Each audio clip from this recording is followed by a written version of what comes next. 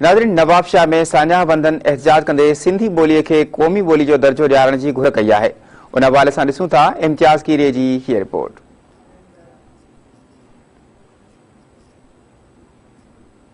21 February ॿोलियुनि जो आलमी ॾिहाड़ो। ॿोलियुनि जे आलमी ॾिहाड़े ते सिंधी अदबी संगत शाख नवाबशाह पारां क़दीम ऐं अज़ीम सिंधी ॿोलीअ खे क़ौमी ॿोलीअ जो दर्जो ॾियारण लाइ मुसलसल एहतजाज कंदी रही आहे। अॼु ॿोलियुनि जे आलमी ॾिहाड़े ते बि सरापा एहतजाज आहे।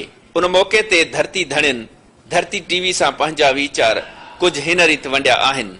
असां इन ॻाल्हि जो मुतालबो था कयूं इंसानी हक़नि जे इदारनि खां अक़वाम मुतहिदा के सिंधी ॿोली जो दर्जो ॾिनो वञे ऐं हिते सिंध में सिर्फ़ सिंधी ॿोली खे अहमियत ॾिनी वञे। असां पंहिंजा हर इज़हार हर पंहिंजी सिंधी ॿोली में त सिंधी ॿोलीअ खे क़ौमी ॿोलीअ जो दर्जो ॾिनो वञे, छाकाणि त कई भेरा सिंध असेंबली इहो बिल पास करे चुकी आहे ऐं सिंध असेंबलीअ जे इन बिल पास करण जे तनाज़ुर में असांजो इहो मुतालबो आहे त सिंधी ॿोलीअ खे क़ौमी ॿोलीअ जो दर्जो ॾिनो वञे। पंहिंजी ॿोलीअ में मिठा जॾहिं चवंदे माउ तोखे अहिड़ो साउ ॿी ॿोली ॾींदी किथे। मुल्क में जेके बि क़ौमी ॿोलियूं आहिनि ऐं उहे सभई तारीख़ी ऐं क़दीमी ॿोलियूं जिन में सिंधी, पंजाबी, पश्तो, बलोची, सिराइकी, उन्हनि ॿोलियुनि खे क़ौमी दर्जो ॾेई ऐं इन्हनि क़ौमुनि मां बेचैनी ख़तमु कई वई।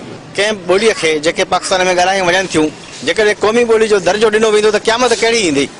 का बि क़यामत कोन ईंदी। इहो त पाण हिन रियासत जो कमु आहे त उन ॿोलियुनि खे मान ॾिए ऐं इन सां उनजी तजरीज थिए ऐं जेको सकाफ़त आहे उन्हनि क़ौम में इहा त रंगीनी आहे, इहा त ख़ूबसूरती आहे त हिन मुल्क में हेतिरियूं ॿोलियूं ॻाल्हाई वञनि थियूं। को बाशऊर तबिको आहे उहो पंहिंजी ॿोलीअ खे जेका माउ ॿोली आहे, जेका असांजे रूह जो इज़हार आहे, आवाज़ आहे, उनखे क़ौमी ॿोलीअ जो दर्जो ॾियारण लाइ हमेशह एहतजाज कयो आहे ऐं कंदा रहंदासीं। क़ौमी ॿोलियुनि जो आलमी ॾिहाड़ो आहे। बदकिस्मती सां असांजे मुल्क में जेके ॿोलियूं आहिनि उन्हनि खे अञा ताईं क़ौमी ॿोली जो दर्जो न मिली सघियो आहे।